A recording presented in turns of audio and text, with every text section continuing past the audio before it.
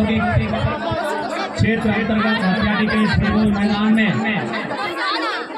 आज इस कार्यक्रम में उपस्थित हमारे अभिभावक, हमारी माताएं बहनें, हमारे साथी, हमारे मित्र, जनमानस, हमारे संगठन के केंद्रीय पदाधिकारी, प्रमंडल पदाधिकारी, जिला पदाधिकारी, प्रखंड एवं पंचायत के पदाधिकारी एवं सदस्यगण, उपस्थित तमाम लोकतंत्र के चौथे स्तंभ मीडिया कर्मी, print media, digital media, electronics media तथा अन्य मीडिया के जितने भी स्रोत हैं, और आज के इस कार्यक्रम को ऑर्गेनाइज करने वाले तमाम साथी, सभी को जोहार करते हैं, नमस्कार करते हैं, अभिनंदन करते हैं।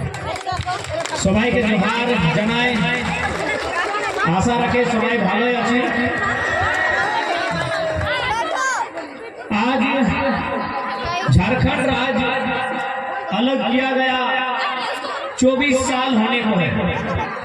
आज इस राज्य को अलग करने में अनगिनत झारखंड के लोगों ने अपना बलिदान दिया।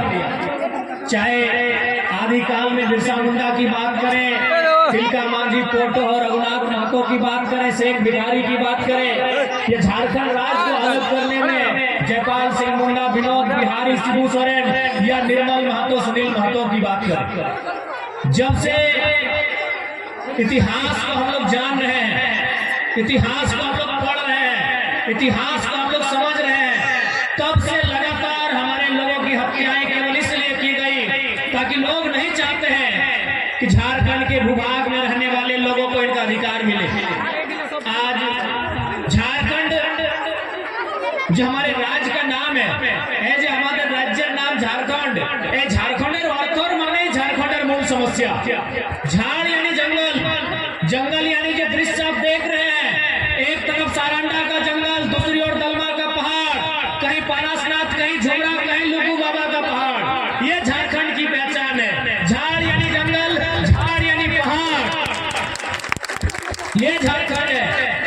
और खंड यानी खंड बने की जमीन का टुकड़ा, ये भूभाग, ये मिट्टी, जिस मिट्टी में आप और हम बैठे हैं, ये मिट्टी जिस मिट्टी में हमारे बाप दादा खेती करते थे, ये मिट्टी जिसमें एक दिन हमको दफन हो जाना है। खंड का मतलब होता है जमीन का टुकड़ा, यही झारखंड है। झाड़ यानी पहाड़ और खंड यानी जमीन, जंगल और जमीन, उसी के अर्थ को हम झारखंड कहते हैं। लेकिन आज नजर उठा के देखिए, आज नजर गड़ा कर देखिए, आपकी नजर जहां तक जाएगी, आप जहां तक देख सकते हैं, कोयलांचल के धनबाद बोकारो से लेकर रांची के एचईसी हिंडाल्को तक, वहां से लेकर आपको गमरिया आदित्यपुर से लेकर टाटा के साक्षी मानगो तक, आप जहां तक नजर गड़ा कर देखेंगे, हर जगह हमारे जंगलों को खत्म किया जा रहा है, हमारे जमीनों को खत्म किया जा रहा है। और जिस दिन हमारे जंगल और जमीन खत्म हो जाएंगे, हमारे रहने और ना रहने का कोई मतलब ही नहीं रहेगा। इसलिए आज सबसे पहले तो हम धन्यवाद देंगे प्रेम पार्टी और अनिता दी के नेतृत्व में, मनी दी के नेतृत्व में, जो दीदी लोग आज 6 महीना 7 महीना जेल के भीतर रह के आए हैं।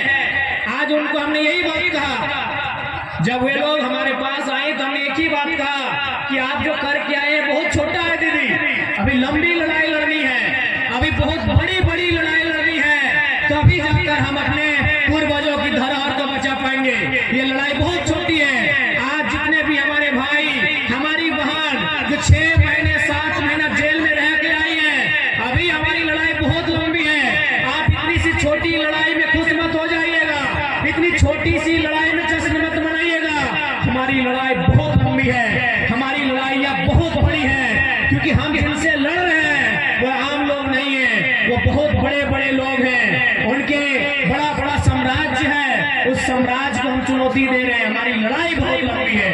आज हमारे सामने जो कंपनी खड़ी है, जमुना ऑटो, आज जमुना ऑटो एक मामूली उदाहरण है। ये जमुना ऑटो कुछ भी नहीं है। आज अगर आप पूरे झारखंड को आप घूमते हैं, खासकर कोल्हान, कोयलांचल और रांची को, ये जमुना ऑटो कुछ भी नहीं है। ऐसे हजारों हजार कंपनियां आज झारखंड की मिट्टी में पदस्थापित हैं।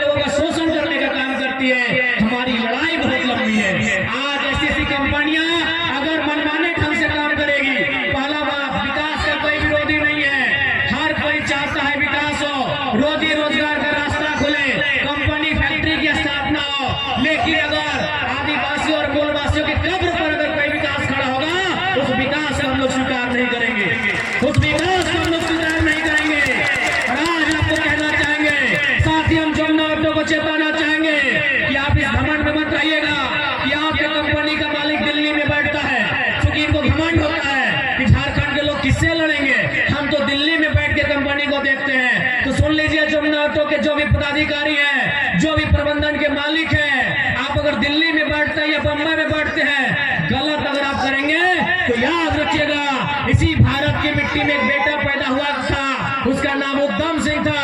उसने जनरल डायर को लंदन में घुस के मारा था।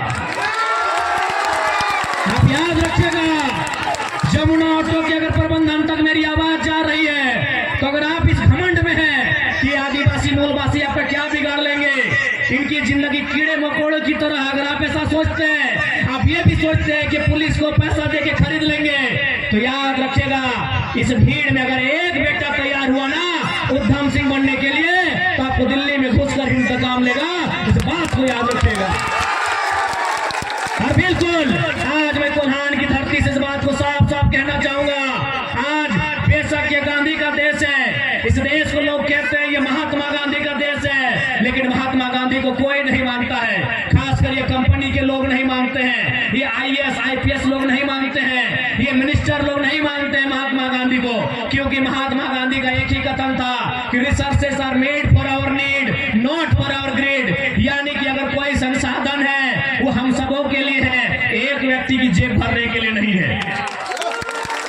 ये खुद नहीं मानते हैं गांधी के विचारों को। इसलिए आज हमें लगता है कि गांधी के देश में युवाओं को एक नई आंधी लेकर आना होगा, एक ऐसी आंधी लेकर आना होगा जिस आंधी में ऐसे बेईमान लोग जलकर खाक हो जाए। हमें ये तैयारी करनी होगी। आज हमें कहते हुए बड़ा दुख लगता है, आज केवल आजादी के समय ही नहीं, अलग झारखंड भी छोड़ दीजिए, अरे झारखंड अलग मिलने के बाद भी हमारी हत्याएं हुई है। उसका सबसे बड़ा प्रमाण 2007 है, जब हमारे अमर शहीद वीर सांसद सुनील महतो को 12 गोलियों से उनके सीने को छलनी किया गया था। हम कहां, इस लोकतंत्र में हम अपने आप को कहां खोजेंगे? इस गांधी के देश में हम अपने आप को कहां खोजेंगे? हमारे लिए न्याय कहां है, आप ही बताइए। अरे अंग्रेजों के टाइम लड़ने चाहिए, समझ में आता है। वो अंग्रेज लोग, वो गोरे लोग प्रदेश नहीं विदेश के लोग थे, वो 7 समंदर पार से आए थे, वो हमारी भाषा नहीं समझते थे, वो हमारे जैसा कुछ भी नहीं जानते थे, लेकिन आजाद होने के बाद भी हमारी हत्याएं हुई। अरे आजाद तो छोड़ दीजिए, झारखंड राज्य 2000 में बना है, झारखंड राज्य अलग होने के बाद भी हमारी हत्या हुई, और हत्या किसी इज्ञ दुग्गे की नहीं हुई, किसी मामूली व्यक्ति की नहीं हुई। इस जमशेदपुर के, इस कोल्हान के एक वीर, एक बब्बर शेर सुनील महतो की हत्या हुई। अभी एक गोली नहीं 12 गोलियां दागा गया। अब बताइए, ऐसी परिस्थिति में हम न्याय कहां खोजेंगे? हम किस सरकारी दफ्तर में माथा टेकेंगे? आप ही बताइए। डीसी की हैसियत है हमारे साथ न्याय करने का? किस IAS IPS का हैसियत है हमारे साथ न्याय करने का? जब हमारे सांसद की हत्या हो जाती है, मेंबर ऑफ पार्लियामेंट को मार दिया जाता है, तो हम कहां न्याय मांगेंगे? बताइए, आप ही बताइए। झारखंड वासियों बताइए, हम कहां न्याय मांगेंगे? किस चौखट में हम न्याय मांगेंगे? किस मंत्री के सामने अपना सर झुकाएंगे? हम कहां न्याय मांगेंगे? हमारे साथ न्याय हो। जब संसद को लोग ये नहीं गिनते हैं, 12 गोलियों से उनकी हत्या हो जाती है, हम कहां जाएंगे? आम व्यक्ति हैं हम, बड़ी मुश्किल से दिन भर में रोजी रोजगार करते हैं, तो परिवार का भरण पोषण करते हैं। हम आम व्यक्ति हैं, हम सताए हुए लोग हैं, हम ठगे गए लोग हैं। हम किसके पास जाएं फरियाद लेके? किस दरबार में जाएं हम अपनी फरियाद लेके कि एक फरियादी आया है, उस फरियादी की समस्या क्या है, उसका समाधान कौन करेगा? आप ही बताइए, कौन करेगा हमारी समस्याओं का समाधान? कौन करेगा हमारे साथ न्याय? आज जो अन्याय और जुल्म सितम हमारे साथ हो रहा है, इसका न्याय कौन करेगा? इसलिए आज हम इस बात को कहना होगा कि आज हमारी युवा पीढ़ी को एक बार फिर से एक लंबे आंदोलन के लिए, एक लंबी लड़ाई के लिए, एक लंबे संघर्ष के लिए अपने आप को तैयार करना होगा। अगर हम अपने आप को तैयार करते हैं तो एक दिन निश्चय हमारी जीत होगी। आज जो हम इतना कर पा रहे हैं, आज जो इतना हम उनके सामने आंख से आंख मिलाकर भिड़ पा रहे हैं, तो कहीं ना कहीं हमारे पूर्वजों ने हिम्मत दिखाया था। अगर हमारे पूर्वज हिम्मत नहीं दिखाते, अगर हमारे पूर्वज इनसे लड़ाइयां नहीं लड़ते, तो आज और हम आप गुलामों की भांति अपना जीवन व्यतीत कर रहे होते। लेकिन आज हम इनसे आंख मिलाते हैं, हम जेल जाने से नहीं घबराते हैं, हम इनसे लड़ जाते हैं। कारण हमारे पूर्वज लड़े थे। इसलिए आज फिर से समय की मांग है कि अगर आज हम लड़े और लड़ते लड़ते अगर मर भी गए तो आने वाली पीढ़ी बदला लेने का साहस करेगी। लेकिन आज अगर लड़ते लड़ते हमने घुटने टेक दिए तो आने वाली पीढ़ी गुलाम पैदा होगी। अभी हमको और आपको तय करना है कि हमारी आने वाली पीढ़ी गुलामी की जंजीरों में पले या आजाद हवा में सांस ले। कि हमें और आपको तय करना है कि हमारी आने वाली पीढ़ी का भविष्य क्या होगा। नहीं बताइए, आज आप पूरे झारखंड में बेशक 24 जिला हैं, लेकिन आज भी जिन्होंने झारखंड आंदोलन को नजदीक से देखा है, जिन्होंने झारखंड आंदोलन पर किताबें लिखी हैं, जो झारखंड आंदोलन को समझते हैं, उनसे पूछिएगा वो एक ही लाइन कहेंगे, असल में आंदोलन कोयलांचल और कोल्हान में ही हुआ था। बाकी बहुत सारे क्षेत्र हैं जिनको गिफ्ट में राज्य मिला है, बुरा मत मानिएगा। बहुत सारे हमारे जिले हैं जिनको उपहार में झारखंड मिला है, लेकिन असल लड़ाई कोयलांचल और कोल्हान, क्योंकि शोषण वहां था। यहाँ स्वर्ण रेखा की नदी है तो वहां दामोदर नदी है, और नदी का मतलब कंपनी का जगह। कंपनी का जाड़ में नहीं लगती है, कंपनी मरुस्थल में नहीं लगती है, कंपनी नदी के किनारे स्थापित होती है। तो यहाँ थी स्वर्ण रेखा नदी और धनबाद बोकारो में थी दामोदर नदी। यानी जो लोग बड़े बड़े सेठ लोग जिनकी नजर थी हमारी धरती पर, उन्हें दो जगह बहुत भाया, एक स्वर्ण रेखा नदी का किनारा और दूसरा दामोदर नदी का किनारा। आज अगर अन्याय की बात करें, कहीं अगर सबसे ज्यादा है तो स्वर्ण रेखा नदी का किनारा और दूसरा दामोदर नदी का किनारा। इसलिए आज हमें ऐसा फिर लगता है कि अलग झारखंड में आज 24 वर्ष हो गए अलग झारखंड का, लेकिन आज भी हमारे लोगों के पास अधिकार नहीं है। अभी एक दीदी आई थी, वो पीजीटी का किस्सा सुना रही थी, कोई जेएसएससी का किस्सा सुनाता है, कोई जेपीएससी का किस्सा सुनाता है। बताइए झारखंड किसके लिए बना? आप ही बताइए कि झारखंड राज्य को अलग क्यों किया गया था? आखिर क्या उद्देश्य था इस राज्य के अलग होने का? क्या जरूरत थी हमारे वीरों को अपने रक्त की आहुति देने की, अपने गर्दन तक कटाने की? आखिर क्या जरूरत थी? अभी बताइए, आखिर हमने ये अलग झारखंड क्यों लिया? हम बिहार राज्य में हुआ करते थे, उससे पहले हम बंगाल के साथ, उड़ीसा के साथ एक साथ रहा करते थे। आखिर क्या जरूरत थी हमें अलग झारखंड बनाने की? क्यों हमने अलग झारखंड लेना मुनासिब समझा? कारण यही था कि जब हम लोग बिहार, बंगाल, उड़ीसा के साथ मिलकर रहते थे तो हमारा मान सम्मान नहीं था, हमारे अधिकारों का हनन किया जाता था। इसलिए हमने ये मांग किया कि हम आपके साथ मिलजुल के नहीं रहेंगे। आप अपनी एक बॉर्डर रेखा बनाइए, आप अपनी एक बाउंड्री वॉल बनाइए और उस वॉल के बाहर आप रहिए। हमें हमारा अलग झारखंड राज्य चाहिए। आज हमने अलग झारखंड राज्य नक्शे से ले लिया। आज हमने बिहार जिले के, माफ कीजिएगा, बिहार राज्य के एक हिस्से को काटकर 46% भूभाग, 79,714 वर्ग किलोमीटर और उस समय 18 जिलों को काटकर हमने एक झारखंड राज्य अलग तो ले लिया, नक्शे में अलग ले लिया, संवैधानिक दृष्टिकोण से अलग ले लिया, भौगोलिक दृष्टिकोण से अलग ले लिया, लेकिन अधिकार की अगर बात कीजिएगा तो आज भी झारखंड में झारखंड के लोग कहीं नहीं दिखेंगे। आप चले जाइए, कहीं चले जाइए, सरकारी दफ्तर में चले जाइए, प्राइवेट सेक्टर में चले जाइए, टाटा में चले जाइए, उषा मार्टिन में चले जाइए, टिस्को में चले जाइए, आप जहां जाना है वहां झारखंड के लोग अगर मिलेंगे तो या तो मजदूरी करते हुए मिलेंगे, या तो दरबानी करते हुए मिलेंगे, या तो चपरासी करते हुए मिलेंगे। आप बताइए कितने जीएम मिलेंगे? कितने जीएम है? क्या बताएंगे भाई? जमीन हमारी, आज टाटा जो इतना फल रहा है, फूल रहा है, पूरी दुनिया में अपना नाम कमा रहा है, किसके कारण? हमारी जमीनें गई है।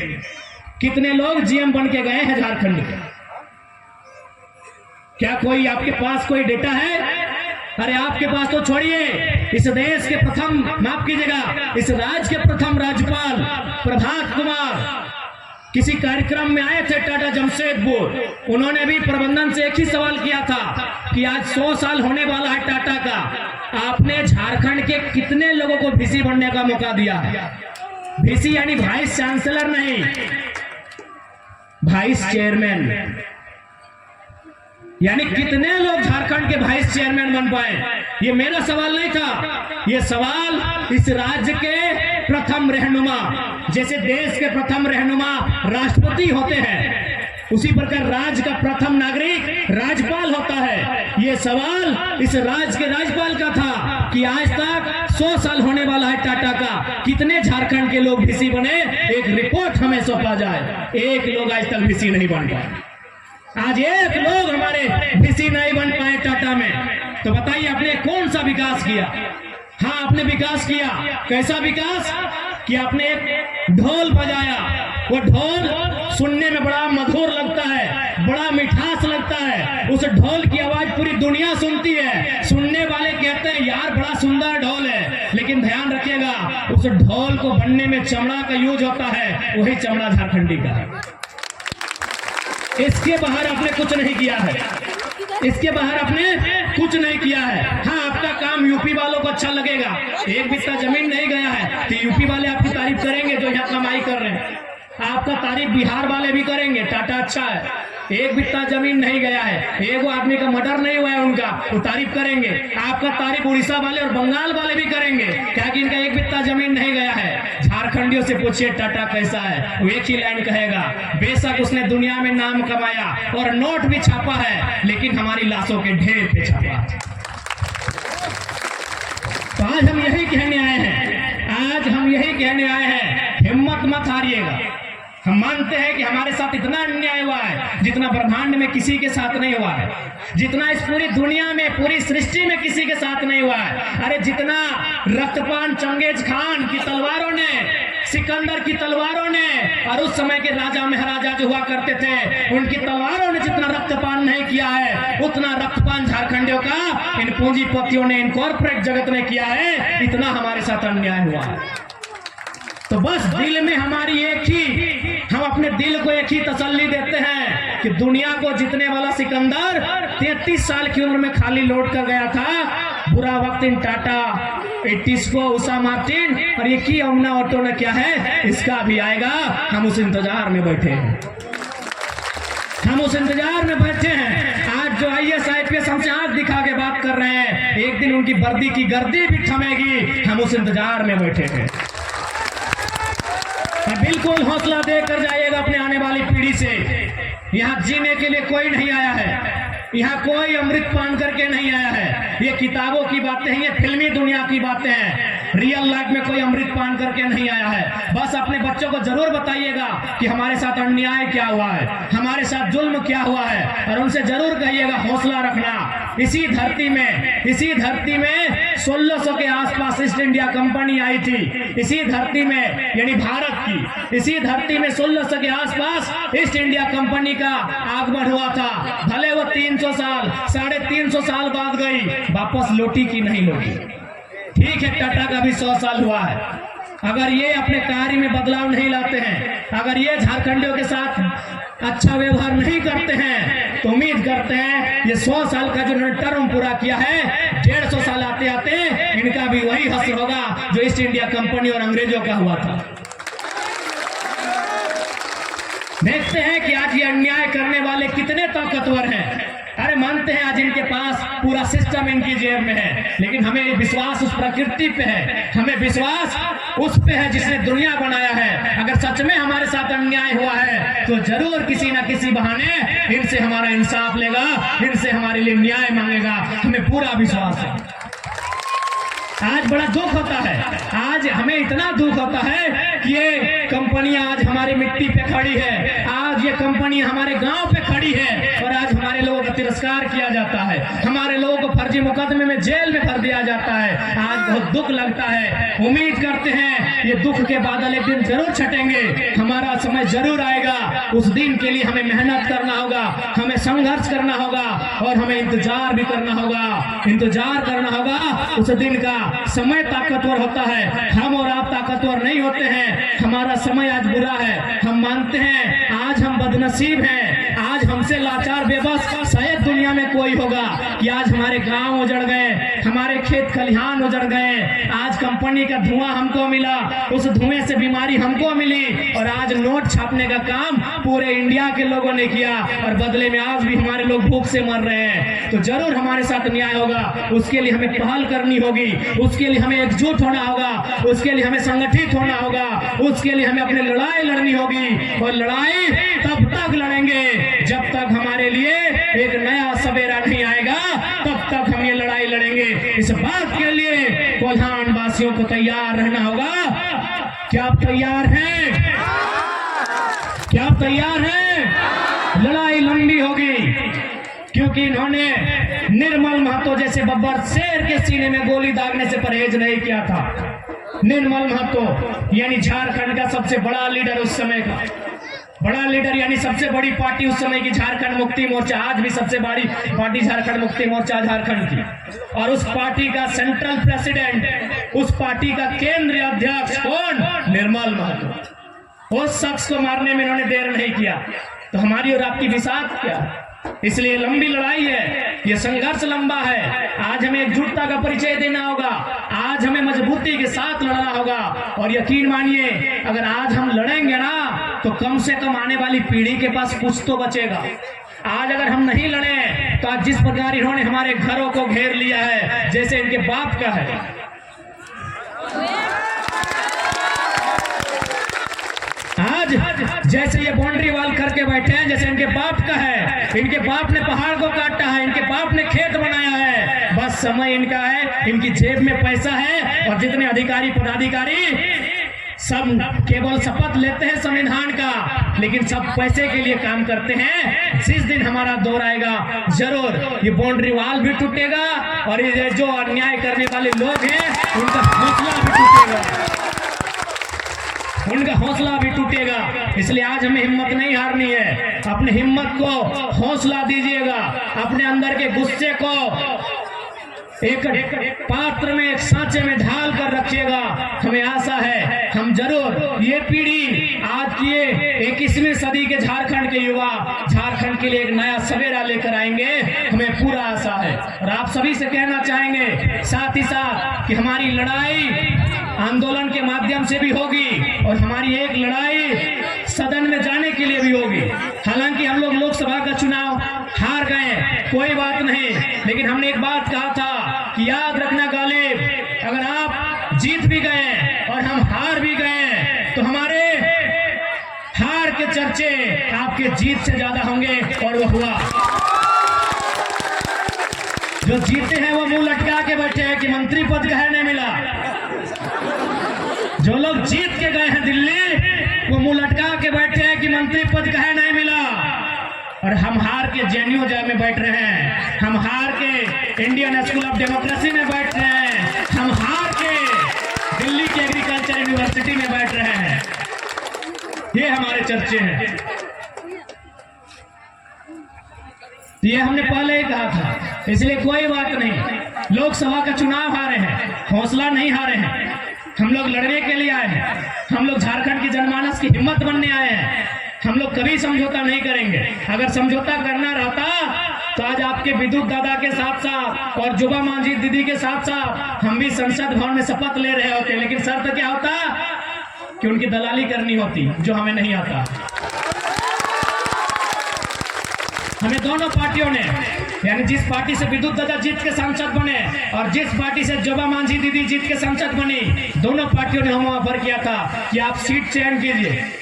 आप गिरिडीह से लड़ेंगे, आप रांची से लड़ेंगे, धनबाद से लड़ेंगे। 3-3 सीट हमें ऑफर किया गया था कि आप लड़िए, हमारी पार्टी से लड़िए, आप पे हम लोग करोड़ रुपया खर्चा करेंगे और आपको हेलीकॉप्टर भी देंगे, कितना दिन स्कॉर्पियो में चलिएगा। हमने एक ही चीज कहा था, हमने एक ही चीज कहा था, ये पारसनाथ के जंगलों से निकला हुआ टाइगर है, गर्दन में पट्टा मंजूर नहीं है। लेकिन हमको मालूम है कि पार्टी से जीतने के बाद क्या होता है, मालूम है। ये मंत्री जी भले अभी मंत्री नहीं रहे, हमको भी दुख है, बूढ़ा आदमी को हटा दिया। हमको भी दुख है, बुढ़ारी समय में इनका साथ ऐसा नहीं करना चाहे, तो ऊपर से चाचा चाचा बोलते हैं। चाचा के साथ भतीजा ने खेला कर दिया है। लेकिन हमें 2-4 पदाधिकारी कह रहे थे, आपके विषय में बात हो रही थी, तो उन्होंने कहा कि नहीं, मंत्री जी से एक बार मिलिए। कहा अगर मंत्री जी के पास जाएंगे तो झोला लेके जाना होगा। अब पता नहीं इस झोला में वो क्या लेके जाते हैं, चावल लेके जाते हैं, सब्जी लेके जाते हैं, कोयला लेके जाते हैं। लेकिन वो अधिकारियों ने कहा कि अगर मंत्री जी से जाना होगा समस्या के बारे में मिलने के लिए तो मंत्री जी मिलेंगे बाद में, पहले झोला देना होगा। अब पता नहीं झोले में क्या होता है। तो यही हाल हमारा होता, यही हाल हमारा होता। अगर हम सांसद बन भी जाते हैं, MP आज अगर बन भी जाते हैं बीजेपी कांग्रेस जेएमएम आजसू में जाके, तो यही हाल हमारा होता। हम टाटा पे बोल नहीं पाते, हम जमुना ऑटो पे बात नहीं कर पाते, हम विस्थापन पे बात नहीं कर पाते, हम पलायन पे बात नहीं कर पाते, हम IAS IPS के साथ सवाल नहीं कर पाते। तो भैया हमने यही कहा है कि पारसनाथ टाइगर हैं, आजाद रहना पसंद करेंगे। आपको आपकी गुलामी राजनीति मुबारक हो।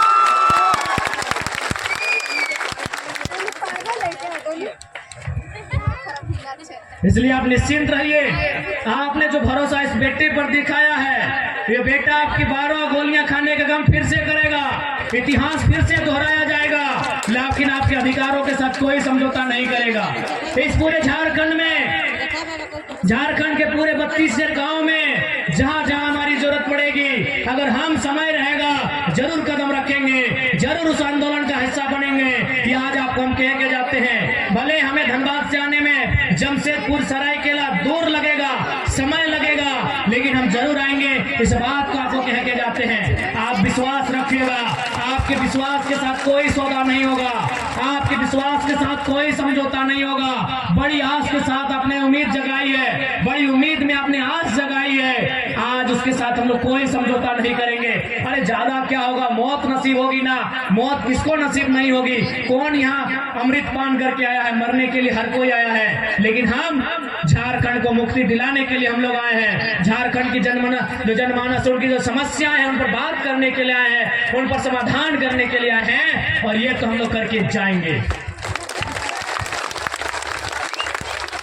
इसलिए आज जो सरकारें हैं, आज यहाँ भारी संख्या में संथाल समुदाय के लोग हैं, लेकिन मैं आपको स्पेशल कहना चाहूंगा, अब ये गुरु जी का दौर नहीं रहा। देख लीजिए, हेमंत बाबू इसे अपना घर बना के बैठे हैं। अगर ये गुरु जी का ही पार्टी होता जेएमएम, तो सीता सोरेन बीजेपी में कहे चली जाती। यहाँ जितने हमारे संथाल समाज के लोग बैठे हैं, जितने मांझी बाबा लोग बैठे हैं, देखिए गुरु जी का समय नहीं रहा। अरे गुरु जी का खून केवल हेमंत बाबू थोड़ी है, गुरु जी का खून दुर्गा जी हैं, उनकी विधवा आज मैंने सीता सोरेन जी है, गुरु जी का खून बसंत सोरेन भी है, तो उनको मुख्यमंत्री बनने का मौका कहे नहीं। कल्पना जी कहे चुनाव लड़ गए।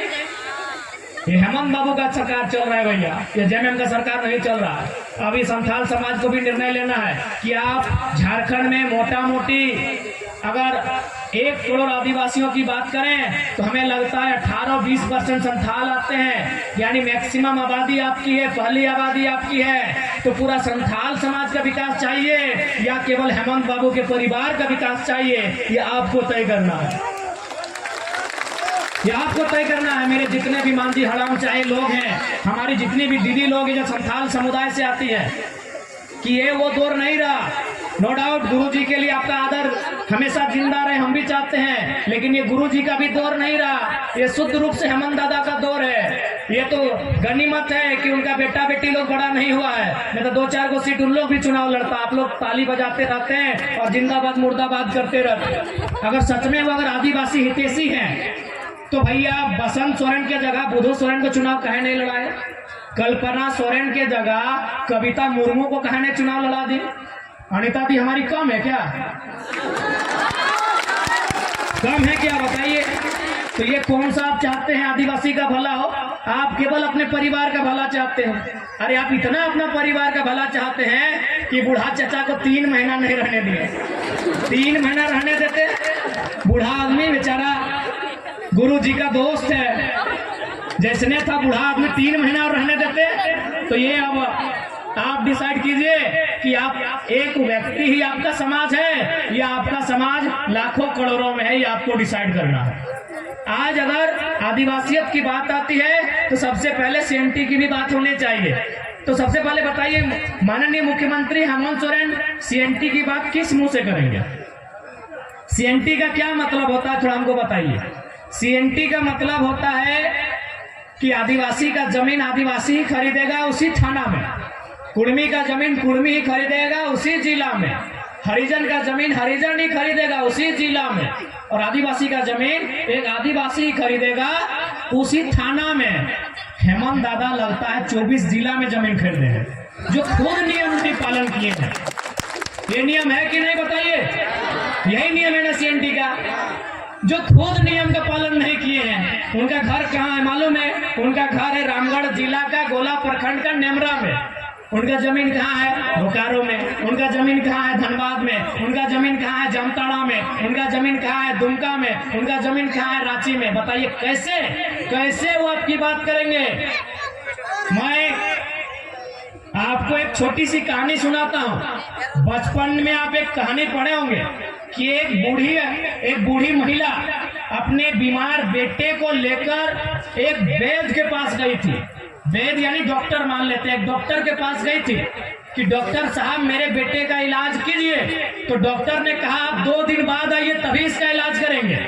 बूढ़ी महिला 2 दिन बाद फिर गई तो डॉक्टर ने क्या कहा मालूम है? कि अपने बेटे से कहिएगा कि गुड़ नहीं खाएगा इसका बीमारी ठीक हो जाएगा। वो बूढ़ी महिला पूरा खिसिया गई, बोली हाँ महाराज, अगर केवल इतना मामूली बात था तो हम इतना दूर से कहे दोबारा आए? पहला दिन ही बोल देते गुड़ नहीं खाना है। तब क्या बोले डॉक्टर मालूम है? कि सुनिए ना देवी, 2 दिन पहले गुड़ हम खुद खाते थे, आप चले गए 2 दिन बाद, 2 दिन से हम प्रैक्टिस किए कि गुड़ नहीं खाएंगे, हम गुड़ खाने छोड़ दिए, तब आपके बेटे को सलाह दे रहे गुड़ नहीं खाना है। तो बताइए हेमंत सर ने आदिवासी को कैसे सलाह देंगे जो खुद सीएनटी का उल्लंघन करके रखे हैं? वो खुद सीएनटी कानून का उल्लंघन करके रखे हैं। आज कहीं कहीं उनकी पत्नी रो दी। अरे भाई, उनकी पत्नी आज विधायक बन गई है, कल मंत्री भी बन जाएगी, और हेमंत दादा जहां थे जेल में थे, उससे क्या फर्क था? लेकिन उस समय आंसू कहा नहीं आया जब प्रेम मार्डी जेल गया था। अरे हेमंत दादा जेल में भी थे ना, फिर भी रॉयल लाइफ जीते थे, टाइम टू टाइम खाना बनता था। ओ आप लोग को बेवकूफ कैसे बनाया गया मालूम है? आपको दिखा दिया गया नहीं, वहां जेल में व्यवस्था नहीं था। दाढ़ी बढ़ा के पाँव देखिएगा, पाँव का शेविंग है। आपको दाढ़ी दिखा दिया गया कि जेल में व्यवस्था नहीं था, वो दिखावटी था कि जेल के बाहर लोगों को क्या दिखाएंगे। पाँव देखिएगा, उनका पाँव का शेविंग है। क्या दादा बोका बनाइएगा? आदिवासी बोका रखिएगा आज भी, वाह रे वाह। पाँव देखिएगा, उनका पाँव का शेविंग है। तो जानबूझ के दाढ़ी का शेविंग नहीं किए कि जब बाहर आएंगे तो थोड़ा सा मजनू वाला सीन लगना चाहिए। सही बोल रहे, चेक कीजिए, उनका पाँव चेक कीजिएगा, पाँव का शेविंग है।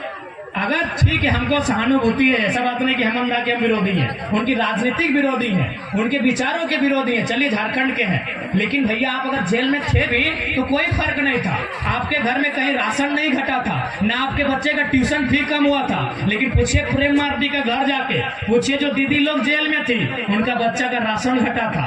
अब जो छोटे छोटे बच्चे थे उनको टुआ में दूध पिलाना पड़ता था। टुआ समझते हैं ना, पाउडर दूध।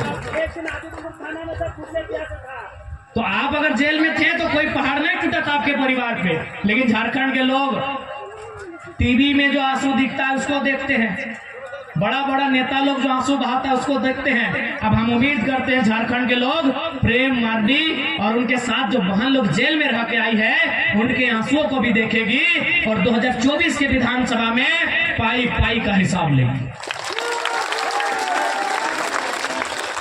और आप विश्वास रखिए, अरे हम लोग केवल एक सीट हारे हैं ना, फिर भी हड़कंप में वोट देख के हार गए हैं ना, फिर भी लोग डर रहे कि अरे जयराम महतो 3.5 लाख वोट लाया है, अगर वो विधायक बन गया, विधानसभा जीत गया तो भी तो नहीं छोड़ेगा, तो भी उन्नान में नाक में नून कस के रखेगा। आपको हम बताना चाहेंगे, जैसे आपके यहाँ ये ऑटो बाजा, क्या ऑटो बाजाते ना, जमुना ऑटो जो है ना, चंद्रपुरा में भी एक सोलर कंपनी लगी थी। जिस प्रकार यहाँ प्रेम मार्डी दा इन लोग को 31 के ऊपर केस हुआ, वहां भी 21 को लड़का के ऊपर केस हुआ। और क्या बोला पता है? क्योंकि वो जो चंद्रपुरा है वो गिरिडीह लोकसभा में आता है जहां से हम चुनाव लड़े थे।